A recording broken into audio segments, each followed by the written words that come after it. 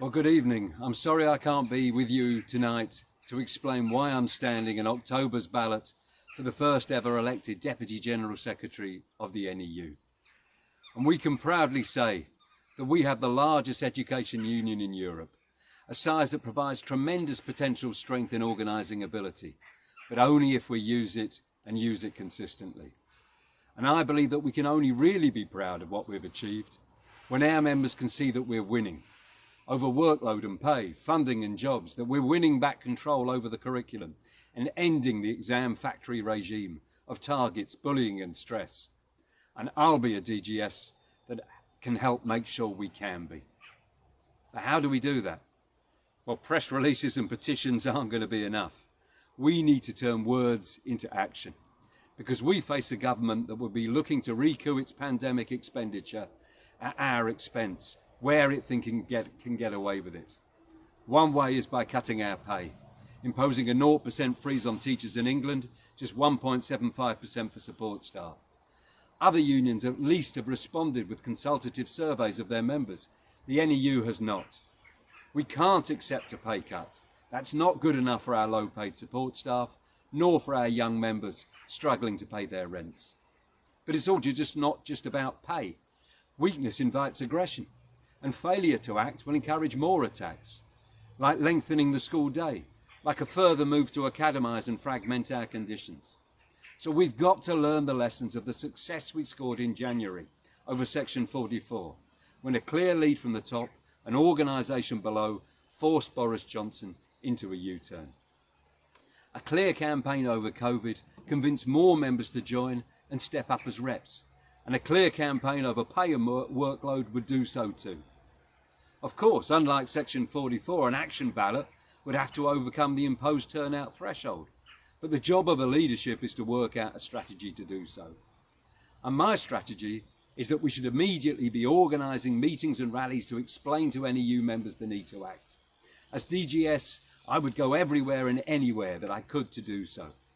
We've got to bring colleagues together from other unions, including in the NHS, to build a coordinated campaign of action, starting with setting a date for a national demo. We've got to organise meticulously at every level of the union to put in place the steps needed to ensure we're ready to proceed with a successful ballot. And we've got to widen our demands beyond just the pay award. We've got to submit a claim for a new national contract for all staff that includes binding pay scales, an end to performance pay, and maximum limits on both class sizes and overall working hours, not just directed time. And we've got to link all of that to a public campaign to reverse cuts and win the funding that our schools and colleges need. Now that's just one example of the kind of determined strategy that I'll call for as DGS.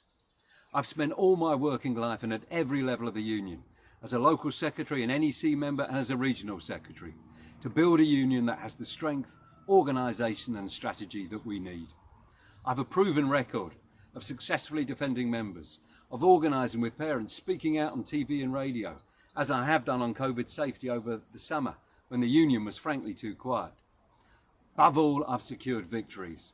I'm someone who isn't content to just talk the talk, but to turn words into action.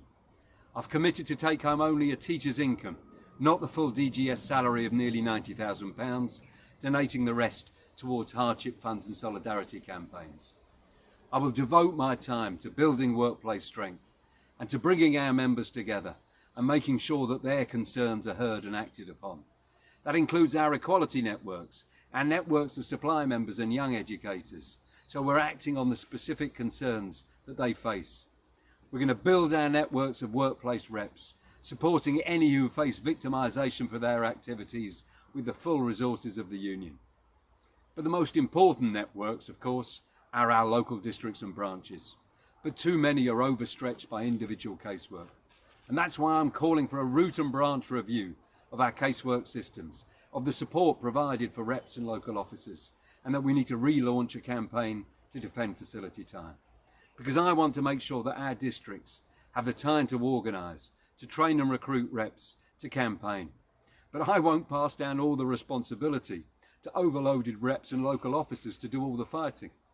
Yes, we must continue to win victories in individual workplace disputes, but the big issues we face, like excessive workload, like high stakes testing, lack of funding, academisation, pay cuts. They need to be fought by united campaigns across the whole union and led by a national leadership elected to organise them. That's why I'm standing, and that's why I'm seeking your nomination.